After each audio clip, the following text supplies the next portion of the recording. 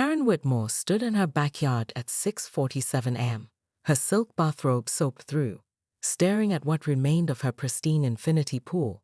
The crystal-clear water she'd admired just yesterday now resembled a toxic swamp, thick with green algae and littered with dead fish floating belly up. Her hands trembled as she pulled out her phone, the screen cracking against her wedding ring as she fumbled to dial. "This is war," she whispered, her voice barely audible over the sound of her neighbor's sprinkler system. 3 hours earlier, Karen had been the undisputed queen of Willowbrook Estates. As HOA president for 7 consecutive years, she wielded her gavel like a scepter, enforcing bylaws with the precision of a Swiss timekeeper.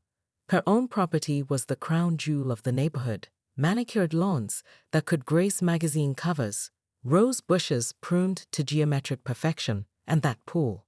God, that pool had cost more than most people's cars. But now, as she watched a bloated goldfish drift past her imported Italian pool tiles, Karen felt something she hadn't experienced in years: vulnerability. "Jerry," she screamed toward the house, her voice cracking. "Get out here now."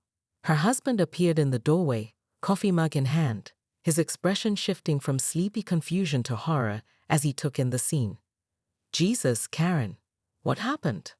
"Them," she spat, pointing toward the Thompson house next door. "Those people happened. This is sabotage, Jerry. Pure and simple." The Thompsons had moved in 6 months ago, and from day one, they'd been a thorn in Karen's perfectly pedicured side. First, it was their fence, 6 inches too high according to bylaw 47B. Then their garden gnomes, which violated the tasteful outdoor decor clause. And don't even get her started on their teenage son's drum practice. Karen had written them up 17 times. "You don't know it was them," Jerry said weakly, but Karen was already marching toward their property line, her wet slippers squelching against the grass. She pounded on the Thompsons' door with the fury of a woman possessed, when Sarah Thompson answered, looking genuinely concerned in her yoga pants and messy bun. Karen exploded. "You poisoned my pool." "I'm sorry, what?" Sarah's face crumpled in confusion. "Don't play innocent with me. I know exactly what kind of people you are." Karen's voice rose to a pitch that made nearby dogs howl. "You think you can just move into our neighborhood and destroy everything we've built? Karen, I have no idea what you're talking about. Are you okay?" "Okay?" Karen laughed, a sound like glass breaking. "My pool is ruined, thousands of dollars in damage, and you're asking if I'm okay?" Sarah's husband, Mike, appeared behind her, their 2 kids peeking around his legs with wide eyes. "What's going on?" "Your neighbor seems to think we sabotaged her pool," Sarah explained, her voice strained. Mike's expression hardened. "That's a serious accusation, Mrs. Whitmore." "Prove me wrong," Karen shot back. "Prove you didn't sneak over in the middle of the night and dump chemicals in my water." The small crowd that had gathered, other neighbors drawn by the shouting, began to murmur. Karen could feel their eyes on her, some sympathetic, others skeptical. For the first time in years, she wasn't in control of the narrative. "I'm calling the police," she announced, putting out her phone. "And my lawyer. You people have no idea who you're dealing with." As she stormed back to her house, Jerry trailing behind her like a reluctant shadow, Karen's mind raced. She'd spent decades building her reputation, her authority. No way was she letting some newcomers tear it down over their petty revenge. But deep in her chest, beneath all the rage and indignation, a tiny seed of doubt had begun to sprout. What if she was wrong? Detective Rodriguez arrived at 2:30 p.m. with the enthusiasm of someone investigating stolen garden gnomes. He examined Karen's pool with professional disinterest while she hovered beside him, notebook in hand, recounting every perceived slight the Thompsons had committed since moving in. "Ma'am," he interrupted, "do you have any actual evidence they did this?" "Evidence?" Karen's voice pitched higher. "They hate me. I've documented every bylaw violation, every." "That's not evidence of pool sabotage." Rodriguez squatted by the pool's edge, fishing out a water sample. "Could be equipment failure, chemical imbalance, algae bloom. Happens more than you'd think. It was fine yesterday. These things can happen overnight." He stood, brushing off his knees. I'll file a report, but unless you have witnesses or video footage. Karen felt the ground shifting beneath her feet. What about the fish? Dead fish don't just appear.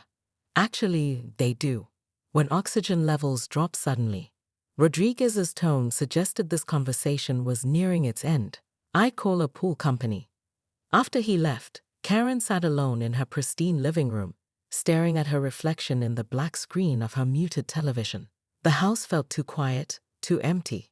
Jerry had retreated to his man cave, as he always did when she got like this. Her phone buzzed. A text from Beverly, her closest friend and HOA vice president. Heard about your pool. So sorry. Coffee tomorrow? Then another, from Janet down the street. Mike Thompson seems like such a nice man. Hard to believe he'd do something like that. Karen's fingers tightened around her phone. Even her allies were wavering. She spent the evening researching pool sabotage methods online, printing articles, building her case. By midnight, she had 17 pages of evidence that someone could theoretically destroy a pool with common household chemicals. It wasn't proof, but it felt like vindication. The next morning, Karen called an emergency HOA meeting. This affects all of us, she announced to the sparse gathering in the community center. Only 6 people had shown up, including Beverly, who kept checking her watch. If they can attack my property, they can attack anyone's. But do we actually know they did it? Asked Robert Chen, the treasurer. He was new to the board, still naive about how these things worked. Who else would have motive? Karen spread her printed research across the table. Look at this. Pool shock combined with algaecide can create toxic conditions. They have teenagers. Teenagers have chemistry classes. That's quite a leap, Beverly said softly. Karen whipped around to face her oldest friend. Whose side are you on?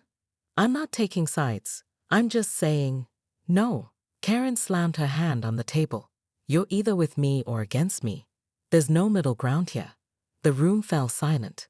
Beverly's face crumpled, and for a moment, Karen saw herself through her friend's eyes.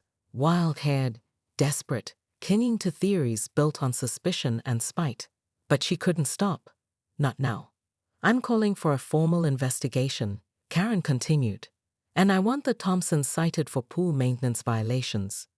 Their sprinkler system is clearly affecting neighborhood water pressure. Karen, Robert said carefully, that's not how water pressure works. Are you a plumber now? She snapped. One by one, they left. Even Beverly, who mumbled something about needing to pick up groceries. Soon Karen sat alone with her evidence, the fluorescent lights humming overhead like angry insects. That evening, Jerry found her in their bedroom, still in the same clothes from the meeting, staring at her laptop screen. The pool company called, he said. They can come Monday to clean it up. Insurance might cover some of it. It's not about the money. Then what is it about? Karen looked up at him, this man she'd been married to for 23 years, and realized she didn't know how to answer that question. It wasn't about the pool or even the Thompsons. It was about something deeper, something that had been eating at her for years without her noticing. They disrespected me, she said finally. Jerry sat on the bed beside her. Maybe they didn't do anything at all. The words hung in the air between them, dangerous and true. Karen felt something inside her crack, just a little. But instead of relief, it brought panic. Don't, she whispered. Don't you start doubting me too. Monday morning arrived with the subtlety of a wrecking ball. Pool Tech Solutions pulled into Karen's driveway at 8 a.m. sharp, their truck emblazoned with cheerful blue waves that seemed to mock her situation. Karen had barely slept, spending the weekend oscillating between righteous fury and a gnawing uncertainty she refused to acknowledge. Mrs. Whitmore, the technician, a sun-weathered man named Dave, approached with a clipboard and the weary expression of someone who'd seen it all. I'm here about your pool situation. Finally, Karen said, following him to the backyard. I need you to document everything. This is going to be evidence. Dave raised an eyebrow but said nothing, beginning his methodical examination of the pool equipment. Karen hovered nearby, phone ready to photograph any signs of sabotage. When's the last time you checked your chemical levels? Dave asked, testing the water. I have a service. They come every 2 weeks. When was their last visit? Karen paused. She'd been so focused on blaming the Thompsons that she hadn't considered the timeline. 2, maybe 3 weeks ago? Dave continued his inspection, eventually focusing on a small pump housing near the pool's filtration system. Mrs. Whitmore, come take a look at this. She peered over his shoulder as he opened the housing. Inside, she could see corroded components and what looked like a small leak. Your chemical feeder's been malfunctioning, Dave explained. See this corrosion? This part's been slowly failing for weeks, maybe months. When it finally gave out, it dumped a massive dose of algaecide into your system. That killed the fish and triggered the algae bloom. Karen stared at the corroded metal, her mind racing. But that's not possible. Someone had to. Ma'am, this is equipment failure, pure and simple. Happens all the time with these older systems. The words hit her like a physical blow. All her accusations, her theories, her printed research, worthless. She'd declared war on innocent neighbors over a broken pump. Are you absolutely certain? She asked, her voice barely above a whisper. Positive. I can show you the manufacturer's recall notice. This model was recalled last year for this exact problem. Karen felt the world tilt around her. Through her peripheral vision, she noticed Sarah Thompson in her backyard, hanging laundry. Their eyes met briefly, and Sarah gave a small, tentative wave. Instead of waving back, Karen turned and walked into her house. She found Jerry in the kitchen, reading the newspaper with deliberate concentration. It wasn't them, she said. He looked up, and for a moment, she saw relief flash across his face. The pool. Equipment failure. The Thompsons didn't do anything. The words tasted like ash in her mouth. Jerry set down his paper. What are you going to do? That question would haunt her for the rest of the day. By evening, word had spread through the neighborhood with the efficiency of a well-oiled gossip machine. Karen's phone buzzed with texts, some supportive, others pointedly silent. Beverly called, her voice carefully neutral. I heard about the pool company's findings. Yes, Karen said. So what's your plan? Karen stared out her living room window at the Thompson house. Their porch light was on, warm and welcoming. She could see the family through their dining room window, sharing dinner, laughing at something one of the kids had said. Normal people living a normal life. I don't know, she admitted. The next morning, Karen stood at her front door for 20 minutes, holding a small potted plant she'd grabbed from her garden shed. It was a peace lily, though she wasn't sure if the symbolism was intentional or just convenient. Finally, she walked across the street. Sarah Thompson answered the door, and her expression was guarded but not hostile. Hello, Karen. I owe you an apology, Karen said, thrusting the plant forward. The pool wasn't. It was equipment failure. You didn't do anything wrong. Sarah accepted the plant, her face softening slightly. Thank you for telling me. I'm sorry I accused your family. I was upset, and I jumped to conclusions. We all make mistakes, Sarah said, though her tone remained careful. Karen nodded, turned to leave, then stopped. Sarah, why did you move here? To Willowbrook? For the schools, mostly. And it seemed like a nice, quiet neighborhood. A nice, quiet neighborhood. Karen almost laughed at the irony. It usually is. As she walked back to her house, Karen felt something she hadn't experienced in years. The sensation of not knowing what came next. The pool would be fixed within the week. The Thompsons would continue living their lives. The neighborhood would move on. But Karen wasn't sure she could. That evening, she sat in her backyard, watching the last of the contaminated water being pumped out of her pool. Tomorrow, it would be refilled, rebalanced, restored to its former perfection. Everything would look the same. But something fundamental had shifted, and Karen couldn't shake the feeling that she was standing at the edge of a much deeper pool than the one in her backyard. One where the bottom wasn't visible, and she wasn't sure she remembered how to swim. Her phone buzzed with a new message from an unknown number.